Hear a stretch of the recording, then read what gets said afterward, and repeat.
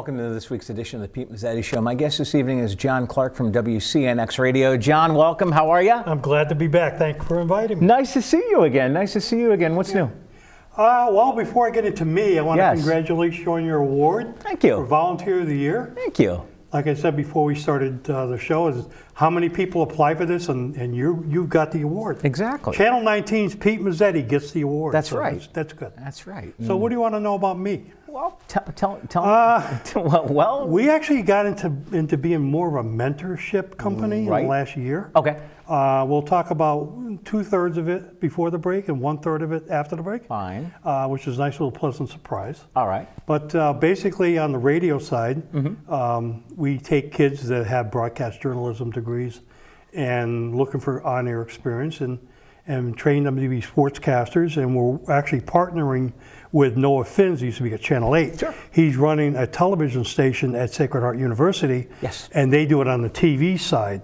So a lot of his on-air sportscasters also are sportscasters on WCNX. Very nice. So it works out. I mean, they have a degree and they get experience on both sides of the fence. So it works. Right. And as far as the station goes, you guys are just coming off basketball season, so right. We're on vacation for actually 5 months. We're off April, May, June, July, and August. Okay. We're on September, October, November. We're off in December. Come back January, February, March for basketball. Right. And we had a good run during basketball at Mohegan Sun, the state tournament. Okay. And we had, in fact, Mercy took on Hall High from West Hartford. And our listenership was 5,101 listeners. I was actually one of those 5,000. I listened that night. We talked to Aaron Scheinblum, one of our former announcers, who now works at a TV station in Cedar Rapids. He was online listening to the game. Really? So it's small world. It is a small world.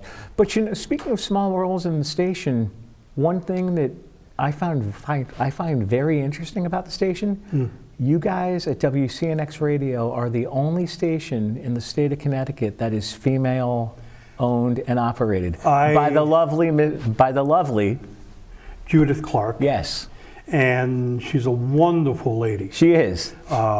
She is the president and CEO. All right. It is the only female-owned and operated station in Connecticut. And basically. She's the chief schmaltzer, as they like to say. She schmaltzes, and I'm the chief schlepper, and I basically make it run. Exactly. Now, how did you guys get the idea of WCNX Radio to come about? We actually both retired early in 2000. We didn't do anything for 5 years, but how much bocce ball and bingo can you possibly play in retirement? Exactly. So we looked into online radio in 2002, when it really was just starting to come around. Right. And we had looked into it and felt, well, it needed time to grow up. So we put it to bed for about 3 years, came back to it in 2006, and then we really decided by January 1, 2007, we would go ahead with it, which is what we did. So we're in our 10th year. Okay. And we're doing quite well. I mean, in Middletown alone, our average listenership per hour averages like 166 listeners per hour. Wow. That's just Middletown. We have it for every town and city in Connecticut from Shoutcast. But we're doing okay. And we're completely volunteer staff. I don't get paid. Judy doesn't get paid. We have 10 sportscasters that don't get paid, and we have 2 announcers that were in the broadcast industry for 30, 40 years. Nobody gets paid. We're strictly a volunteer organization. Now, how important is it to you guys at the station to be involved in the community and community programming? We do a lot of community outreach, I guess is the correct political term, whatever you want to call it. Yeah. But we enjoy it. It's this year we're trying to changing gears because we have now WCNX Radio. Right. We are developing our TV channel on YouTube, which will allow us to do parades live, a lot of different events in Middlesex County, which is really our footprint live. And then we're going to, after the break, we're going to talk about our sports channel, which is we're developing, putting together equipment, how it's going to run and all that stuff. But from what I remember of doing the doing this last year with the programming of TV and radio that you guys do. Pete Mezzetti even shows up. Yeah, we actually put a collar on them, and we control the situation. But you know, we Thanks, John. we do a lot. We do as much community outreach as we can do, Right. we can handle. We got a couple of. We got one live concert coming up in July that we're going to be doing. Yeah. With Doo-Wop DeVille, which I think, having done many, many weddings for like 25 years, they're the premier show band when it comes to playing 60s and 70s and 50s music. And they're going to be in at the Lime Senior Center on July 12th. Okay. And we'll be taping that. In fact, we probably will go live. The only thing it takes is one push of a button to go live. And we'll be live on YouTube, which allows us a 4-hour window to go live with something like that. The show's going to be about an hour and a half. Okay. And that's where we're going to, we're doing stuff like that now. It's like we're changing gears. Right. And we need some time away from car shows and that kind of stuff in order to do this. Exactly. And something that's portable. The camera unit we're looking at would be if Doo-Wop DeVille was in the backyard of the Lime Senior Center, it looks at everything at a 150-degree angle. Okay. And we go early. We basically take 9 different shots of the venue, and it comes up on a widescreen computer, and it shows the 9 shots. So as they're singing, we can go for a close-up shot, and we switch from camera to camera angle. It's like having 9 cameras around the venue, Right. but it's all basically run out of one unit. Wow. And it's all in real time, and it's in broadcast stereo. Now, how did the radio? How has the radio industry changed over the years? We were going to buy an AM station back in 2011, Really? and we were actually talked out about by people in New York. They said, "Don't do this. People are not buying AM and FM stations. Everything is going online." In fact, David Hinckley at the time worked at the New York Daily News. He was their senior radio writer, and he said, "Look, everything is going to be the way of the Dick Tracy wristwatch.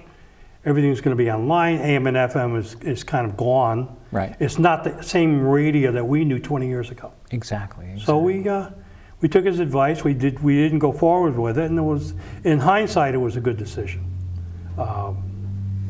We do quite well. I mean, we actually do better than most AM or FM stations are doing now. Really, and why is that? Well, it's a matter of people listening on an iPhone. Right. I mean, when's the last time you saw somebody walking with AM radio stuck to their ear? Maybe 1962, but Yeah. not now. No, I wasn't around back then. So. But that's people are, and you listen online. It's Right. in broadcast stereo. Right. It's on 24/7. Yep. And it's clean. It's actually better than FM. It is.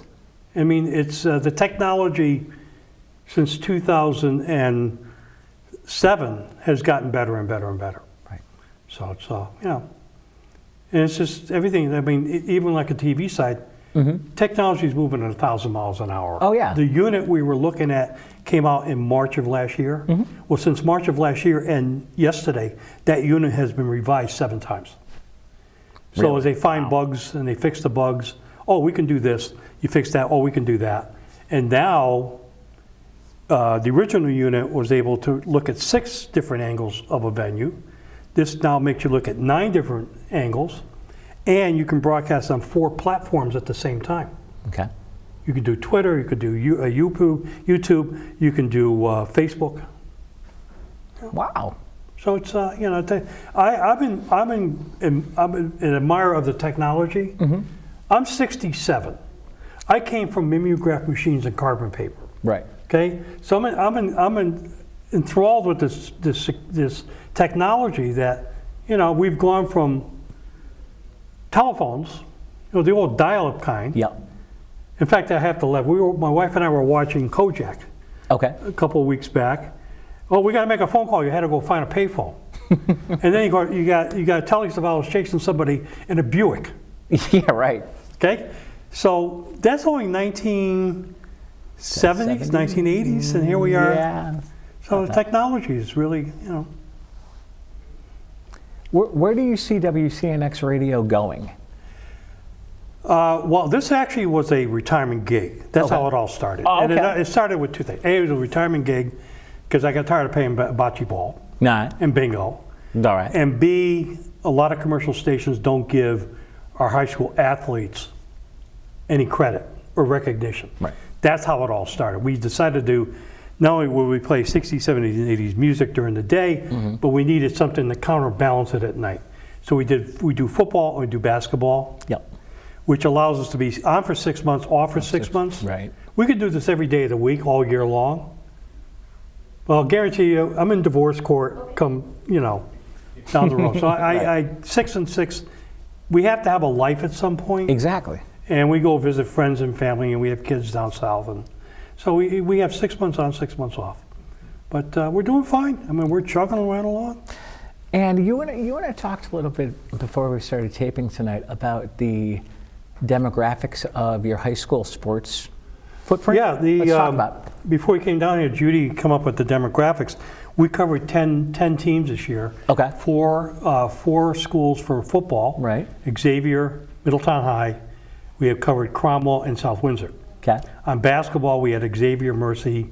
We had Cromwell boys and girls, and we had South Windsor boys and girls. Okay. Total of 10. Right.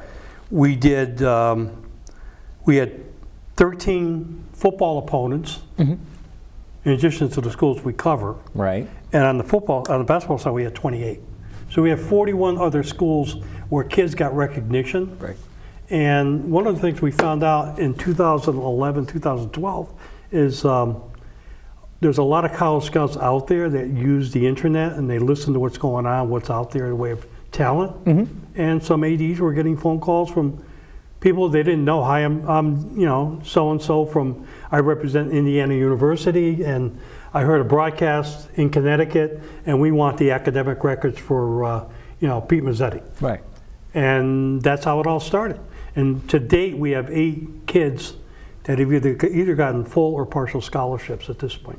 Really? A partial scholarship it's like 50 grand. Yeah, no kidding. So, hey. No kidding.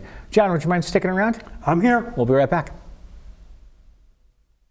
With newspapers and media outlets merging all over the country, communities are losing their local voice. There's so much going on in the community that I think doesn't really, there's a lot of folks who are unaware of it. And I think things like this can bring it out into the community and in that way kind of bring the community together. Information and to our residents is the key to good governance. And with the national media and local media not often covering us, this is an excellent opportunity for us constantly to communicate with our constituents and also to have them communicate with us. The best outcomes will be achieved through a community-based organization that grows its operation and scale by means of locally produced programming. All of our content is volunteer produced, so we do shows from talk shows to music shows, working with high schools. VSC-TV is committed to ensuring that the investment made to secure these powerful tools will pay great dividends in the community for many, many years. And welcome back to this week's edition of the Pete Mezzetti Show. Sitting here with John Clark from WCNX Radio. John, welcome back. I'm glad to be back. I am too. All right, John. So we talked about nuts, bolts, meat and potatoes during the first half. From what I understand, in a prior life, you were involved with professional wrestling. Yeah. Yes. Yeah. Talk to me. I was involved in a fundraiser with Bob Remus, who is the real name to Sergeant Slaughter, who has since retired. Yes. Okay. And I did a fundraiser with him in '86. All right. He contacted me shortly after that, have lunch with him in Westport, went down to Westport, and during lunch he said, would you want to be involved in professional wrestling? You talking to me? Yeah, right. Okay. Who are you talking to? I have a business degree from Adelphi University. So I said, I never thought of it. Yeah. And so I ended up going into it as a ring announcer, and then I represented him because he had left the WWF at the time, and I was his promoter for 3 years. And I basically had to take 2 courses before I even got started with it, which one was how to hold a straight face.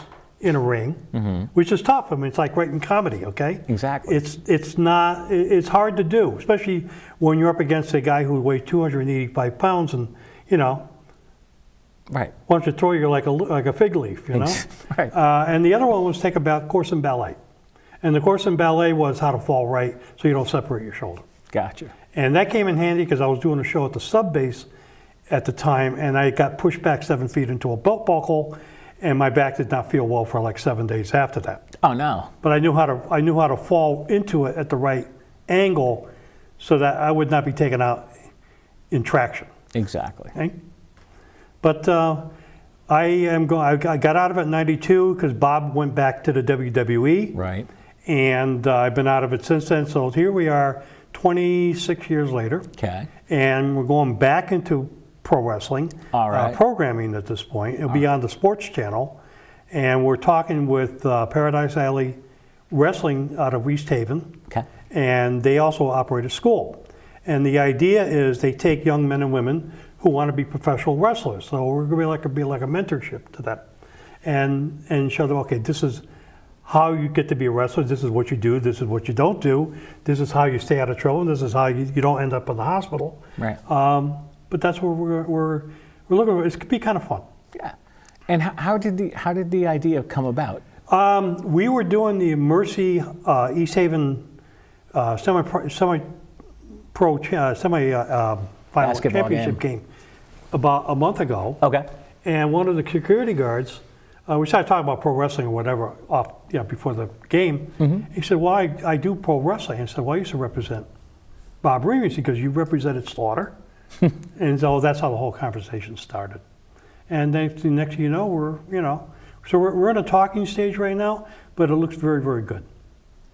And once the talking stage is over, what's the next? It'll be on. They have a production company from New Jersey that tapes a lot of their matches, okay. and we'll be broadcasting their matches. So it's going to take. It's like we're helping to promote them, and helping to promote their school in basically the whole center part of the state, because our footprint now goes from the shoreline right up to Enfield. Wow, it's a big footprint. It is. It's a big foot. It is a big foot. And we're doing fine. I mean, it's our way of giving back to get these kids to get into something they normally would not have a chance to get into. Right. Where it's like on the sportscaster side, they have a degree, but they don't have experience. So now we train them how to be TV people and radio people, and we've had 4 of our people get picked off and get hired by outside companies. Wow. Okay. The wrestling thing, same thing. And wrestling's a very lucrative business. I mean, it's not, we'll pay you $20. And these guys make some high 5-figure salaries, and some make 6. Right. So, Now, how hard is it to be involved with the professional wrestling industry? It's a tough thing, almost like TV and radio, to break into. Right. But you get into. I've done some homework on Paradise Alley, and it's run by 4 major wrestlers from the the old WWF, okay, which now became the WWE. Right. And a footnote is I'm very good friends with Linda McMahon, right, who is also running the SBA right now. That I know. And so that they are doing all the right things for all the right reasons, and so we kind of chimed in. So we want to help you promote this and keep these kids going. And hey, we can get them up on TV, and you guys can get them involved in, train them, get them on matches, get them on TV, and see what happens from there. And from one point of interest that some people might know, some people don't know, the WWE is based in Connecticut. They're based in Stamford. Yes. And that's their home place, and they got a number of other major buildings, operations in New Jersey and New York, and they're all over. They're all over Stamford as it is, and then they're down in New Jersey as well. But to give you an idea how big the WWE is, Linda was telling me when she was running for the Senate campaign a couple of years ago. Yes, yeah, I remember. They have 17 units that travel the country at any one time. So they can do a show in Chicago, they could do one in Pennsylvania, the next night do one in Louisville, they can go to Florida. And each of these units is like 18 trucks. Right. So take 17 times 18, and that's the magnitude of their on-road crew. Oh my God. They come in, they set up, they're there for 4 or 5 days. Yeah. It's all satellite transmission, and it's a very big operation. It is. It sounds like it. It sounds like a big It operation. is. I've It never is. been down. It's all high definition broadcasting. They put some serious money into this thing. And as far as the industry goes, it's to this day it's probably a pretty lucrative industry too. Well, to give you an idea, when I was involved, and Yes. I'll tell you this much, I was a ring announcer. In fact, the time I was working for the Travelers in Hartford, they asked me to go to Jersey City to MC a show because the MC that was there could not do it. I think you So told I me get this. down. Okay, I was in the ring 17 minutes out of a 2-hour show. I was compensated $2,500. Not bad. I said, I'll stand in any ring, square or round, Right. for $2,500. Yeah, no kidding. Now, what's interesting to that story is I Yes. came to work late next morning, and there was a note on my desk at the Travelers, your boss would like to talk to you. I walk in, sit down, kick your feet up, tell me about Jersey City. I wasn't in Jersey City. He said, look, since 8 o'clock this morning, your phone has rang 88 times. People from New Jersey called the Travelers in Hartford, Connecticut. There's a guy down here in Jersey City that looks like Clark, talks like him, acts like him. Is it him? Yes, it was, because I had accounts in New Jersey. Right. And, we laughed about it a whole bit, but I used to keep the personas separate Right. so that my work was my work, but I normally did it on weekends, but this one particular time I had to go down there. And their cable systems in New Jersey, they come in with tractor trailer units. There was like 3 or 4 of them in the parking lot. Yeah. There was 8,000 people at the show. Wow.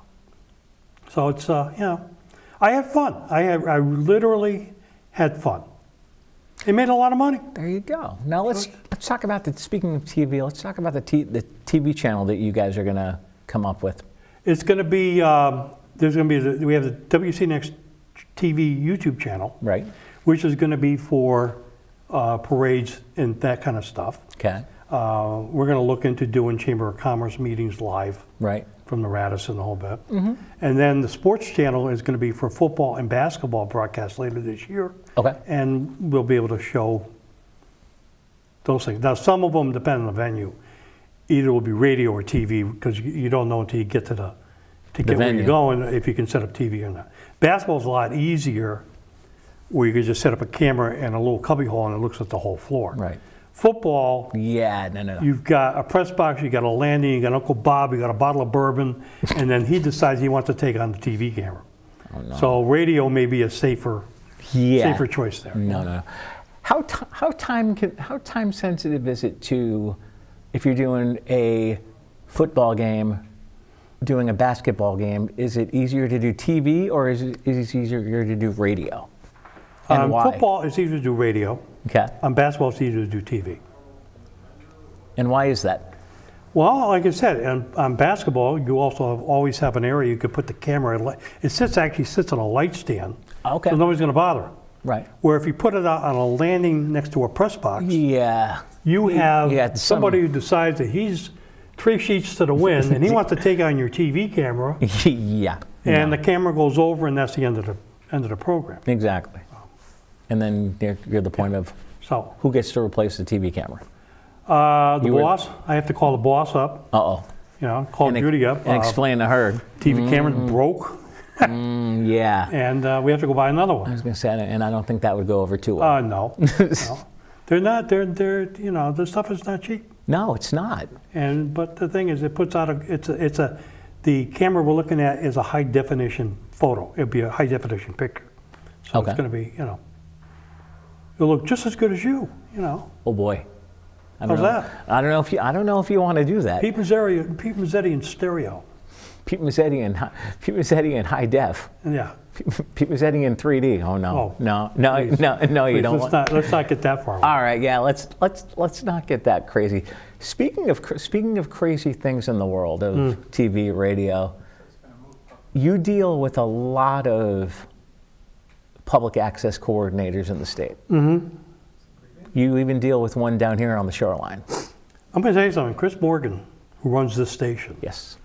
is by far the best coordinator I've ever worked with. And I've been doing this 34 years? I don't know. Well, it was before you were born. Yeah, probably. Okay? Probably. I'm talking back the early 80s. I'm talking 82, 83. No, I was around back then. I mean, probably a little more than 34 years. So, Okay. yeah, he's probably the best of, yeah, he is the best of all the ones. Yeah. And why do you think that is? Why? Because Yeah. he knows what he's doing. All right. He's honest, and he tells you the way it is. Exactly. And you can't ask for anything more than that. No. We've got a little bit of time left, John. What else do we want to?